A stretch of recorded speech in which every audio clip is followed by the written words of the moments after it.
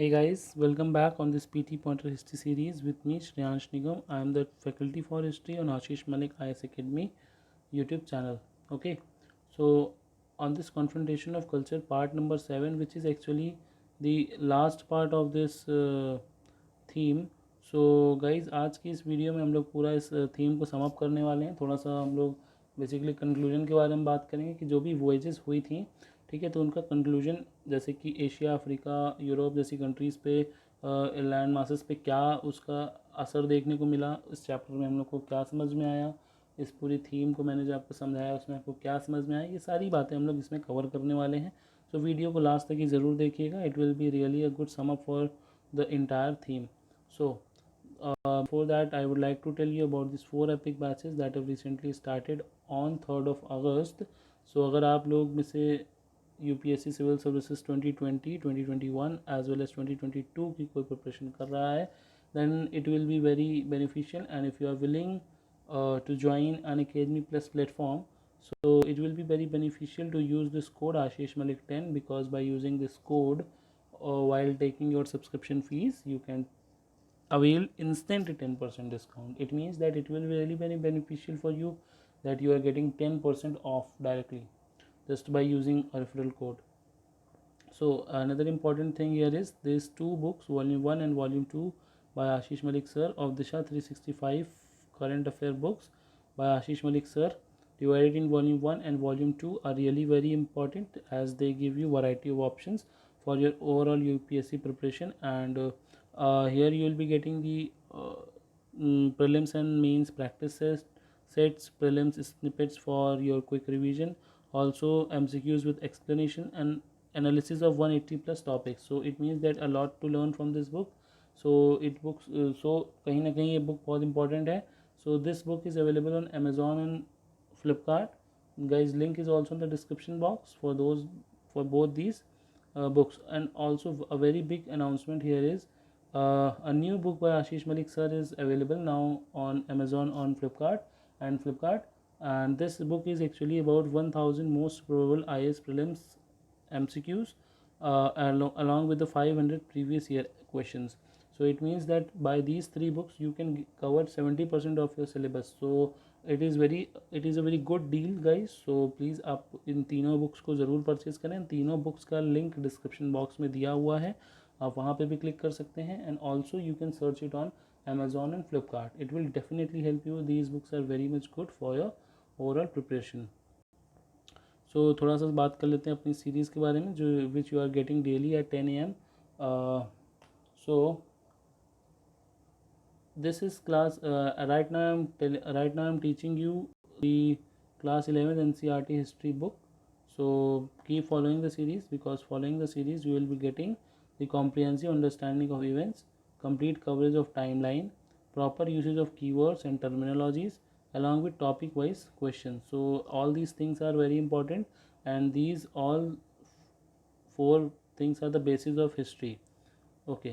सो अगर गाइज अभी तक कि आपने टेलीग्राम चैनल को ज्वाइन नहीं किया है, then it will be very beneficial if you join our Telegram channel, because there you will get a good atmosphere for your preparation. Also you can get the e-PDFs and notes of these videos. ठीक है.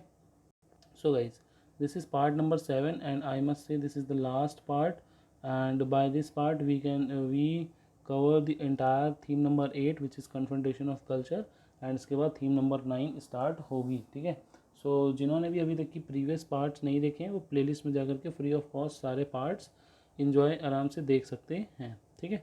सो इससे हम लोग बात करेंगे कि conquest, colonies and the slave trade.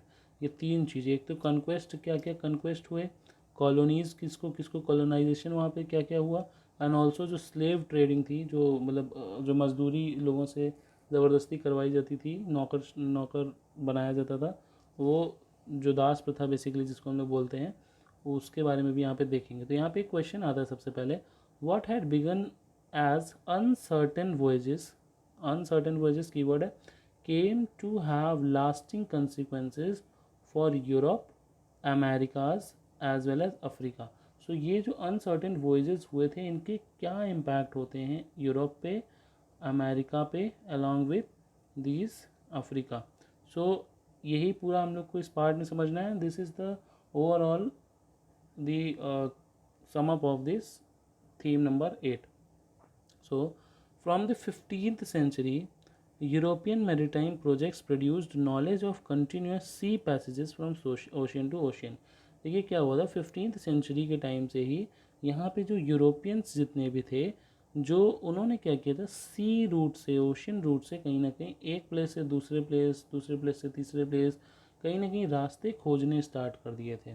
जो सी passages थे वो कंटिन्यूसली इन्होंने क्या किया था, अपने नॉलेज में लाना स्टार्ट कर दिया था, जो कि कहीं ना कहीं बहुत बड़ा मेजर रीज़न बनता है आगे चल के कॉलोनाइजेशन का. क्योंकि इनका सिंपल यही मानना था कि जो लैंड ये नई कहीं ना कहीं फाइंड आउट करते थे, ढूंढते थे, खोजते थे, उसको ये क्या करते थे, अपने अंडर कर लेते थे. उससे जो भी रिसोर्सेज निकलते थे उसको ये for their personal use exploit करना स्टार्ट कर देते थे. यूज़ नहीं, एक्सप्लॉइट करना स्टार्ट कर देते थे. ठीक है, तो बहुत ही इम्पॉर्टेंट हो जाता है इस चीज़ को समझना कि that it was the time when 15th century, जो कि यूरोपियंस के दिमाग में ये आया कि चलो भाई पूरी विश्व को, पूरी दुनिया को ही खोज निकालते हैं एंड ऑल दिस थिंग, पूरे ग्लोब को घूमते हैं. तो जिसकी वजह से ये सब कॉलोनाइजेशन हमको देखने को मिलता है. Before this most of this passages had been unknown to Europeans. इससे पहले यूरोपियंस को नहीं पता था इन पैसेजेस के बारे में. Means it was the first time some they are not known to any one. और जबकि यहाँ तक कि किसी को भी नहीं पता था इन सब पैसेजेस के बारे में. So means Europeans was the first in 15th century to find out all these new passages to new places. That's why I'm giving so much focus on this point. No ship had penetrated the Caribbean or the Americas. कोई भी ship जो थी वो आज तक की Caribbean और America तक की नहीं पहुंची थी. The south Atlantic was Holi unexplored. जो साउथ अटलांटिक था उसको भी किसी ने आज तक की एक्सप्लोर नहीं किया था. It was completely unexplored. No sea going ship had ever entered its water. कोई भी शिप आज तक की उसके वाटर टेरिटरी में भी नहीं पहुंच पाई थी. मच लेस क्रॉस्ड इट और sailed from it to the Pacific or the Indian Ocean. In the late 15th century, means after 1450s basically, and early 16th century, all these feats were accomplished.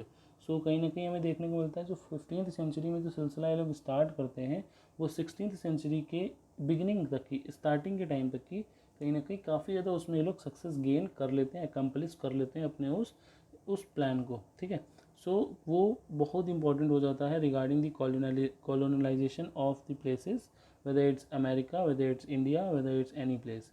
So the South Atlantic was wholly unexplored. No sea-going ship entered in the late 15 and 16. तो ये बात आपकी समझ में आ गई. From Europe, the discovery of Americas had consequences for other besides the initial voyagers. The influx of gold and silver helped further expansion of international trade and industrialization. So basically जो gold and silver था, लोगों की जो Europeans थे उन्हें gold और silver की importance पता थी उस टाइम से ही. गोल्ड एंड सिल्वर की क्या बेसिकली जो खूबसूरती है उसकी तरफ भी वो काफ़ी ज़्यादा अट्रैक्ट रहते थे. ठीक है, सो ये सारी कुछ चीज़ें थी जो कहीं ना कहीं बहुत इंपॉर्टेंट रोल प्ले करती हैं इंटरनेशनल ट्रेड के थ्रू. एंड उसके बाद इंडस्ट्रियलाइजेशन में भी ये लोग यही कुछ इंपॉर्टेंट पॉइंट्स हैं जो इंपॉर्टेंट रोल प्ले करते हैं. क्योंकि रॉ मटेरियल्स जो इन कंट्रीज़ को, यूरोपियन नेशंस को मिलता था, कंट्रीज़ को मिलता था, वो इन कॉलोनाइज्ड एरिया से ही मिलता था गाइस. ठीक है, सो जो यूरोप थे उसी में ही कहीं जो डिस्कवरी भी मैंने आपको अमेरिका की डिस्कवरी भी बहुत अच्छी तरीके से पढ़ाई है. आप उसको भी वहाँ पे समझ सकते हैं थीम में जाकर के, पार्ट में जाकर के, पार्ट 4 और 5 में. Between 1560 and 1600, 100 ships each year carried silver from South American mines to Spain. तो इसका मतलब ये था कि एक लार्ज अमाउंट ऑफ एक्सपोर्ट हमें देखने को मिल रहा था फ्रॉम अमेरिका टू स्पेन. ठीक है, सो अमेरिका से स्पेन की तरफ हमें एक लार्ज अमाउंट ऑफ एक्सपोर्ट या फिर हाँ कह सकते हैं एक्सपोर्ट देखने को मिल रहा था from America to Spain, gold का. ठीक है, सॉरी सिल्वर का. But it was not Spain and Portugal that benefited. लेकिन ऐसा नहीं है कि सिर्फ और सिर्फ पुर्तगाल एंड स्पेन अगर जो है हमेशा हॉट टॉपिक में रहते हैं, इसका मतलब सिर्फ वही नहीं बेनिफिटेड थे इन चीज़ों से. Other nations were too benefited. ठीक है, They did not invest their huge income in further trade or in building or a merchant navy. Instead, it was the countries bordering Atlantic, particularly England, France, Belgium, and Holland, that took advantage of the discoveries. तो basically जो main फ़ायदा सबसे ज़्यादा किसी को होता था तो वो कंट्रीज़ कौन सी थी, तो इंग्लैंड, ठीक है, फ्रांस, बेल्जियम एंड होलैंड. अब इसका मेन रीज़न क्या था, because they were having boundaries with the sea. Basically main जो थी वो तो सबसे ज़्यादा इंपॉर्टेंट बात हो जाती है. तो bordering the Atlantic, particularly England, France, Belgium and Holland were the places जो कि कहीं ना कहीं सबसे ज़्यादा एडवांटेज डिस्कवरीज का उठा रही थी. Their merchants formed joint stock companies and sent out trading expeditions, established colonies, and introduced Europeans to the products of the New World, including tobacco, potatoes, cane sugar, cocoa, and cacao and rubber. So these were some products, these were some outputs that these Europeans were extracting from those colonies or from those places जो कि कहीं ना कहीं इन्होंने अपने under कर लिए थे. There were so many trading expedition that we see at this time by the Europeans, and after which we see there was a large amount of extraction जो कि किन चीज़ों का होता है, मेनली टोबैको का, पोटैटोज़ का, केन शुगर का, कैकोआ का, and also we see of rubber. ठीक है. Europe also became familiar with new crops from America. So America से हमें कुछ नई क्रॉप भी देखने को मिलती हैं जो कि फर्दर शिफ्ट हो जाती हैं towards the Europe, notably potatoes and chillies. So potatoes and chillies का जो मेन हब यहाँ पे जो मेन ओरिजिन यहाँ पे देखने को यहाँ पे बता रहे हैं कि यूरोप में जो पोटैटोज़ एंड चिलीज़ हैं वो कहाँ से आई थी, वो अमेरिका से आई थी. These were then taken by Europeans to other countries like India. So it means India में भी फिर कब आई, पहले अमेरिका से यूरोप, देन यूरोप से इंडिया. तो ये पूरी इसकी चेन थी, जैसे कि ये कुछ इंपॉर्टेंट क्रॉप्स जो है वो ट्रांसमिट हुई एक प्लेस से दूसरे प्लेस पे. ओके, तो यहाँ तक कि सभी समझ में आ गया. A sudden destruction of two major civilization. अब यहाँ पे दो मेजर सिविलाइजेशन थी जिसमें कि मैंने आपको तीन पढ़ाई है ना सिविलाइजेशन, जिसमें कि तीन में एक एज़टेक्स थी, एक मायाज थी और दूसरी थी, एक थी एज़टेक्स, दूसरी थी मायाज और तीसरी थी इनकास.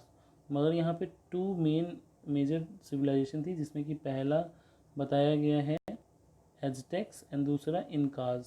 सो एज़टेक्स एंड इनकाज का कहीं ना कहीं एक सडन डिस्ट्रक्शन देखते हुए मिलता है. In America highlights the contrast between the two cultures in combat. Both with the Aztecs and the Incas, the nature of warfare played a crucial role. जो nature होता है warfare का, it plays a crucial role in terrorizing local inhabitants, basically psychologically and physically. The contest also revealed a fundamental difference in values. The Spanish avarice for gold and silver was incomprehensibly to the natives. जो अभी मैंने आपको Pizarro पढ़ाया था, Eldorado आपको theme number 6 में पढ़ाया था, उसी के ही सब्जेक्ट मैटर को उसको सब्जेक्ट मैटर बनाते हुए ये पॉइंट यहाँ पे लिखा गया है that Pizarro belongs to Spain and this Spanish avarice for gold and silver was incomprehensible to the natives. ठीक है, तो ये बात आपको यहाँ पे समझ में आ गई. एज़टेक्स और इनकास जो थे उन एम्पायर का डिस्ट्रक्शन देखने को मिलता है यहाँ पे. और इसके बाद आता है इनस्लेवमेंट, जो स्लेवरी वहाँ पे और जो स्लेव ट्रेडिंग होती थी वहाँ पे, वो भी बहुत इंपॉर्टेंट थी, जिसको कि जो जूइश थे वो कहीं ना कहीं फॉरबिट करते थे, प्रोहिबिट करते थे कि आप ऐसा मत करिए, गलत है ये चीज़. तो यूरोपियंस उनसे नफरत करने लगे दैट ये लोग तो हमको आइडियल लाइफस्टाइल जीने के लिए बोल रहे हैं, एंड अगर वो आइडियल लाइफस्टाइल जीने लगते तो कहीं ना कहीं यूरोपियंस का नुकसान हो जाता. The enslavement of the population was a sharp reminder of the brutality of the encounter. The slavery was not a new idea, but the South American experience was new in that it accompanied the emerging capitalist system of production. तो यहाँ पे capitalist system of production यहाँ पे हमें देखने को मिलता है। एंड साउथ अमेरिका के लिए स्लेवरी एक नया कॉन्सेप्ट थी। Working conditions were horrific but the Spanish regarded the exploration as essential to their economic gain. लेकिन उनके इकोनॉमिक गेन के लिए जब बात आती है पैसे की, तो everything every harsh condition becomes favorable when it talks about the money. So the silver mines in Peru began to function in 1550s। जो सिल्वर माइंस थी, जो चांदी की खदानें हुआ करती थी गाइस, वो पेरू में 1950 में काम करना स्टार्ट करी। And the monk Domingo de Santo Tomas reported to Council of the Indies that the Potosi was a mouth of hell which swallowed Indians by the thousands of year and that greedy mine owners treated them like stray animals। so basically उस time situation के बारे में बता रहे हैं कि कैसे उनको एकदम स्ट्रे एनिमल्स की तरह ट्रीट किया जाता था।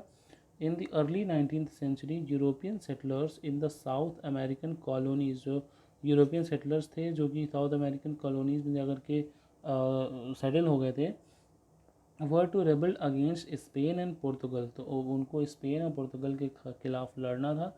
And became independent countries just as in 1976 the 13 North American colonies rebelled against Britain and form the United States of America. तो यहाँ पे यूनाइटेड स्टेट्स ऑफ अमेरिका का अच्छा हिस्ट्री इतिहास हमें जानने को मिल रहा है कि इन 1776 जो 13 नॉर्थ अमेरिकन कॉलोनीज़ थी, जो आज के टाइम पे नॉर्थ अमेरिका के नाम से शायद जाना जाता है, तो उसको उन्होंने अपने आप को as a United States of America USA के नाम से प्रोक्लेम कर दिया। And rebelled against the Britain and form the United States of America. And South America today is called the Latin America. ठीक है, तो जो लैटिन अमेरिका है वो साउथ अमेरिका है और जो नॉर्थन अमेरिका है वो यूनाइटेड स्टेट्स ऑफ अमेरिका है। ठीक है, तो ये अगर कन्फ्यूजन किसी के माइंड में हो तो प्लीज़ उसको भी क्लियर कर लें यहाँ पे। This is because Spanish and Portuguese, two of the main language of the continent, are part of the Latin family of languages. तो यहाँ पे जो आपका साउथ अमेरिका है which is called now called as the Latin America, ये इसलिए कहा जाता है बिकॉज जो स्पेनिश एंड पोर्तुगीज़ यहाँ पे पाए गए वो कहीं ना कहीं क्या थे, they were the large two main language of the continent are part of the Latin family of languages. तो ये तो लैटिन फैमिली ऑफ लैंग्वेजेस से बिलोंग करते थे और यही इतनी ज़्यादा तादाद वहाँ पे पाई जाती थी कि वी कैन से उसका नाम फिर लैटिन अमेरिका रख दिया गया। The inhabitants are mostly native Europeans. जो इनहेबिटेंट्स होते थे वो नेटिव यूरोपियंस थे, called the Creole European and African by origin. So most of them are Catholics. Most of them जो थे वो कैथोलिक्स थे, चर्च को फॉलो करते थे। Their culture has many elements of native traditions mixed with European ones. तो उनका जो ट्रेडिशन था वो काफ़ी ज़्यादा नेटिव के साथ था and also it was merge with the European ones. तो गाइज़ यहाँ तक ही हम लोगों ने आज कवर कर लिया and it is very good to say that हम लोगों ने अपनी थीम 8 तक कवर कर लिया अच्छी तरीके से। So theme 8 confrontation of culture is now completed by my side. So I request you कि आप प्लीज़ पूरी प्लेलिस्ट को अच्छे से देखें। उसके बाद जब आप अपनी NCERT बुक्स पढ़ेंगे तो आपको चीज़ें बहुत अच्छी तरीके से समझ में आ जाएंगी। ये कोई एक तरीके से कह सकते हैं कि एक कंपल्जन समझ लीजिए या कुछ भी समझ लीजिए। प्लीज़ आप इन वीडियोस को ज़रूर देखिए, it will really help you. And आज हम लोग ने theme 8 confrontation of culture complete कर लिया है and from the next video you will be getting theme number 9 and वो बहुत इंटरेस्टिंग थीम है, तो प्लीज़ उसको तो आप फॉलो ज़रूर करिएगा, जिसमें हम लोग इंडस्ट्रियल रिवॉल्यूशन के बारे में भी पढ़ेंगे। ठीक है, मॉडर्न वर्ल्ड के बारे में, मॉडर्नाइजेशन के भी बारे में पढ़ेंगे। तो बहुत इंपॉर्टेंट और बहुत ही इंटरेस्टिंग थीम है वो, तो आप प्लीज़ उसको ज़रूर देखिएगा। टिल देन अगर आपको वीडियो पसंद आई हो then you can like the video, also you can share it with your friends and also please subscribe our YouTube channel and comment down if you have any query और any suggestion regarding the video. अगर आप कुछ बताना चाहते हैं, कुछ improvement करना हो वीडियो में, तो आप प्लीज़ ज़रूर अपना वैल्यूएबल कमेंट प्लीज़ शेयर करें हम लोगों के साथ। So till then, bye bye, be safe at your